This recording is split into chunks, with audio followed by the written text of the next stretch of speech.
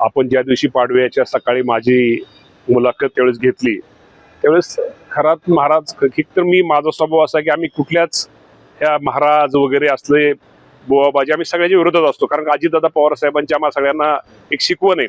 त्यांनी कधीच अशा महाराज लोकांना, अशा भोंदू महाराजांना कधी जवळ केलं नाही. तर कोण खरात आहे मला अक्षरशः तुम्हाला जर मला विचारलं त्या दिवशी सकाळपर्यंत मला माहिती नव्हती कोण खरात आहे, पण नंतर तो कळला की खूप मोठा तो भोंदू बाबा आहे.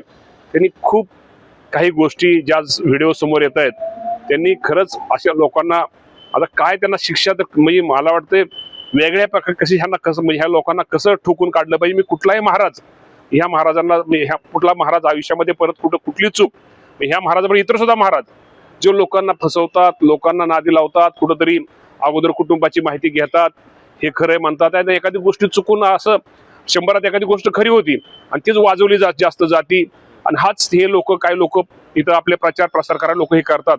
खरंच अशा महाराजांना निश्चित प्रकारे जे चुकीचे या राज्यामध्ये खूप चांगले महाराज पण आहेत, चांगली माणसं पण आहेत, चांगले प्रवचनकार आहेत, चांगले कीर्तनकार आहेत, चांगले आज तुम्ही सांगा आळंदी देहू पंढरपूर या भागातले आपण किंवा आपल्या सगळ्याच भागातले असे खूप वेगळी माणसं आहेत, निस्वार्थी माणसं आहेत, निस्वार्थी महाराज ज्यांना आपण महाराज म्हणतोय की निस्वार्थी.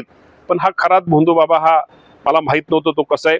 मी आपलं बोलताना असं सहज बोलायला गेलो की बाबा शेवटी आम्हाला कार्यकर्त्यांना जपणं गरजेचं असतं. कोणतं कार्यकर्ता खरं तर ते महाराजांनीच सेटिंग लावली असते, ते कुठेतरी ह्यांना घेऊन या तिकडे आम्ही त्या महाराजांना भेटतो.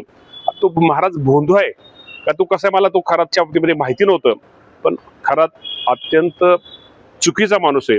मी त्याला कठोरात कठोर शिक्षा निश्चित प्रकारे त्याला मिळेल आणि मिळालीच पाहिजे आणि निश्चित प्रकारे मी खराताची किंवा अशी बाजू कधीच घेणार नाही. सुरुवातीला तुम्ही त्यांची पाठराखण केलेली होती, आता तुमचं काय म्हणणं आहे? तुमच्याच पक्षातील काही लोक म्हणतात की रुपाली चाकणकर यांना सुद्धा याच्यामध्ये सहआरोपी करा, कारण की त्यांचा एक फोटो नाही. कारण आता या बाबतीमध्ये मुख्यमंत्र्यांनी आता चौकशीचे आदेश दिलेले आहेत.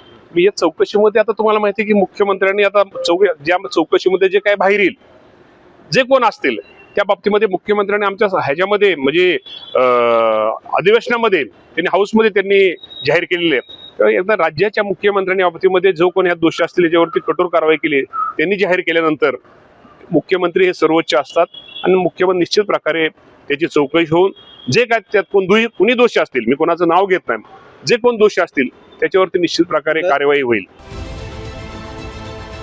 सकाळच्या सर्व सोशल मीडिया प्लॅटफॉर्मला लाईक, फॉलो आणि सबस्क्राईब करा.